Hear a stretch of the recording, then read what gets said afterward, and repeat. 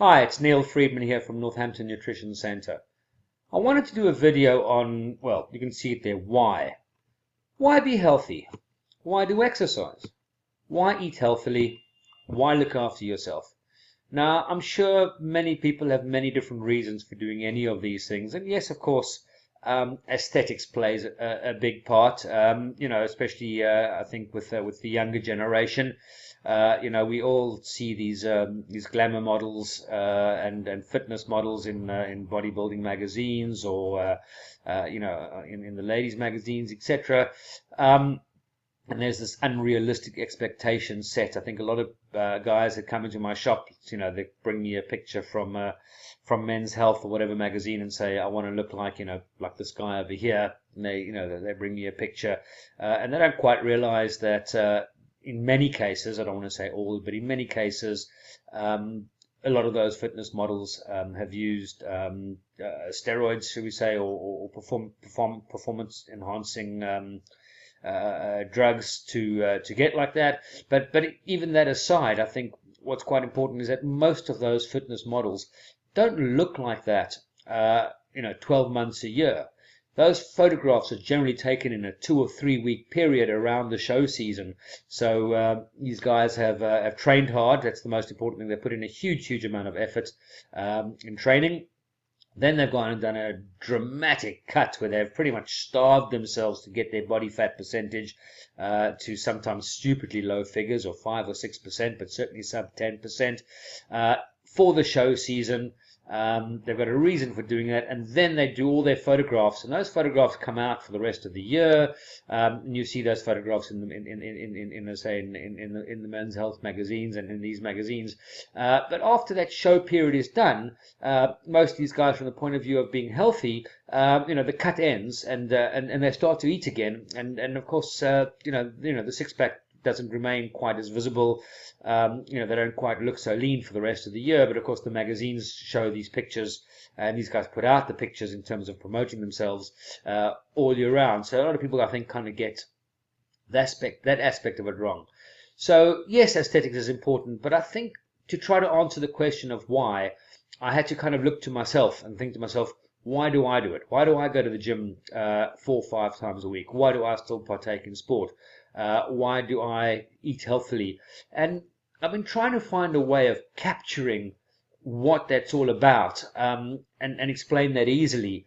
And found it quite difficult to put into simple terms until this morning when I was working, and the radio was playing in the background, and the song came on. I don't know if people remember the song Jack and Diane by John Cougar Mellencamp, which is a song that kind of takes me back to, I think, the 80s, which is sort of in my past. And there's a line in that song which for me kind of summed it all up.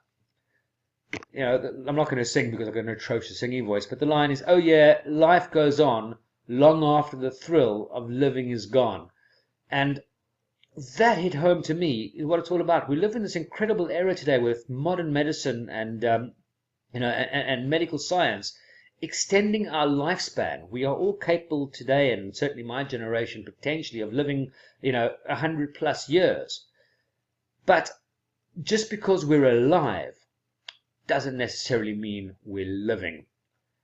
And that's why I train, and that's why I try to encourage people to eat healthy and adopt a healthy lifestyle, because we don't just want to be alive to 100. We want to be able to live till we're 100, and be able to partake in life and enjoy ourselves. It's pointless being alive if we can't live. And I think that's really important. I guess many people have never really thought about this concept of muscle sarcopenia. I don't know if you've all heard the term. But in a nutshell, from the time we're about 45, 50, nature wants our muscles to deteriorate. I'm going to use the word waste, but slowly over time, our muscles are going to deteriorate. Why do elderly people, fall? Quite a lot. We've all got the aunts, uncles, grandparents, whatever, that we hear of them ending up in hospital or in a wheelchair, whatever it might be, because they've fallen. Muscle sarcopenia is very often the reason for that, because their muscles are slowly deteriorated as we get older, which means that things like falling become a greater probability. Getting up and down, in and out of a chair, getting out of bed in the morning. How many people do we see, elderly people, battling with these things, having to use mobility scooters, to get around because walking is difficult, walking is hard. Well, obesity obviously plays a very important part of that, but so does muscle sarcopenia, the slow deterioration of our muscles. Now, the thing for me that's frustrating is, although muscle sarcopenia is a natural thing that happens, it doesn't have to happen as early on as it does for many, many people. All right, our muscles, although they naturally want to deteriorate, if we exercise, if we are performing resistance training, weights training or body weight training, we can stave off muscle sarcopenia. We can slow it down. That's why I go to the gym 4 days a week. That's why I still play rugby. Is because, yes, I enjoy it. I think that's pretty important, but because I want to make sure that I don't want to become dependent on somebody when I get older. At the point where you require help to get you in and out of a chair, at the point where you require help to leave your home, at the point where you require assistance with day-to-day living, I think we get into this point where life goes on, but the thrill of living potentially is gone. And I don't want that to happen. I want to live as long a life as possible, but I want to be as productive and as happy in that life. I don't want to be alive to the point where I'm no longer living and enjoying life. That just doesn't make any sense to me. So whilst modern medicine can keep us alive longer, living healthily and having a healthy lifestyle makes you able to live in those extra years of your life. And for me, that's very, very important. I hear a lot of young people today, the youngsters, and I'm talking about maybe the sub-30s, maybe even sub-25s, and I can remember this part of myself, sort of, really believing in this concept of, live fast, die young. So, what's the point of being a healthy corpse, I think is the expression that a lot of people will talk about. People saying, yeah, I'm going to smoke, I'm going to drink in excess, I'm, party hard. We have the James Dean concept. I'm going to make the most out of my life and die young. But something weird happens in life. One day you wake up and go, fuck it, I'm no longer young. I've managed to outlive the live fast, die young thing. And with that, a whole bunch of other things have happened in your life. You've developed responsibilities. You've developed loves of your life. You've got family. You've got a wife. You've got children. You've got a husband. If you're, you've got people in your life that you suddenly care about, and suddenly, dying young stops seeming quite so attractive. And if you've kind of lived your life in those early years with the live fast, die young concept, and then suddenly you get to the point, well, you haven't died young. Now what? Now you're potentially obese. Now potentially, you're unable to be a good parent because you can't be as active as you want to be with your children. That's kind of what happened to me, and that's what changed where I started making my life changes when I was 38 years old, 39 years old.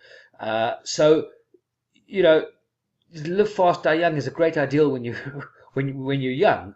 But there comes this point, as I say, where suddenly you've realized, hang on a second, I've done the living fast, but I haven't done the dying young. And now potentially, dying young doesn't seem so attractive anymore. I've got a lot of reasons. We've got a lot of reasons. People have a lot of reasons for staying alive, but not just staying alive, living while you're alive. And the unhealthy lifestyle then starts to become a problem. And then suddenly we have people waking up in January of every single year going, I need to turn my life around. I need to lose some weight. I need to get healthier. I need to get more active. And that's great. We can always do these things if we stick to them and if we make the decision to do that. But really, as I said, the point of this video was for me was to explain my why and why I think it's important for other people. And I say, it all came home to me when I was listening to this lyric of the song today and heard this line, life goes on long after the thrill of living is gone. And I've just realized now that I've spelled goes wrong in my slide. It should be GO''S. Sorry, I'm sure the grammar police and the spelling police and everybody else will be after me on this one. But you know, I'm not going to start the video again to do that correction. So you know, but this is why it's so important. This is why it's so, you know, incredibly important to be healthy and to you know, stop smoking if you're smoking, or cut back, and if you're drinking in excess, bring that drinking down to moderation. I'm not saying don't enjoy your life. I'm not saying never have a drink again. Just, you know, put things into proportion, and you know, look after the fact that modern medicine is potentially going to keep you alive. Certainly going to give it a good shot as long as possible. But what's the point of being alive if you can't live? And it's not modern medicine that can keep you living. It can keep you breathing, it can keep you alive. But living and having a fulfilled life and being independent and being able to participate, that requires you being healthy, not just breathing. And to be healthy, you need to make some choices. You can't rely on the NHS if you're here in the UK, or Obamacare if you're in the States, or whatever, you know, medical aids and whatever else is providing you with the medical requirements. The responsibility of being able to make sure that you can live while being alive is your responsibility. That's something that you need to take on for yourself, and that's a lifestyle choice. That's why you want to go to the gym and stave off muscle sarcopenia. Not because you want to look like Arnold Schwarzenegger when you're 75, but because you want to be able to walk and not have this risk of falling, because you want to be able to get up and down out of a chair. Maybe even want to be able to kick a football around with your grandkids, or a rugby ball in my case. You know, these are the reasons for going to the gym now. These are the reasons for maybe starting to go for a run, going for a walk, exercising with the dog, you know, even just doing body weight exercises, looking at the way you eat, trying to avoid the over-processed foods, looking at your weight. Yeah, I'm probably repeating myself now, but this is really, really important to me, and it's really the message that I want to share with everybody else. Yeah, life goes on long after the thrill of living is gone. Don't be that person. Don't be alive, but not able to live. Look after yourself. Be healthy, take care of yourself, and think about the responsibilities that you have to yourself and to the people who love you. You want to be able to live life for as long as you're still breathing. For anybody that wants help with this from the point of view of a one-to-one or personal guidance, or if you're you know, you're a small business and you're looking at having somebody come in and help you with a health and wellness program, and getting this sort of a message across to your staff, which not only makes them happier and healthier within themselves and within their families, but obviously also then makes them more productive and better and a better member of your business team. So there's the details on the screen. If you want any more information, this video will be available on YouTube, it'll be available on Facebook, it'll be available on Twitter, and you can contact me through any of those means. So you can contact me or message me via any of those for any more information, and you know, really make sure that you're living. Make sure that for as long as you're breathing, you're able to live your life to the full. Neil Friedman, Northampton Nutrition Centre. Thank you for listening.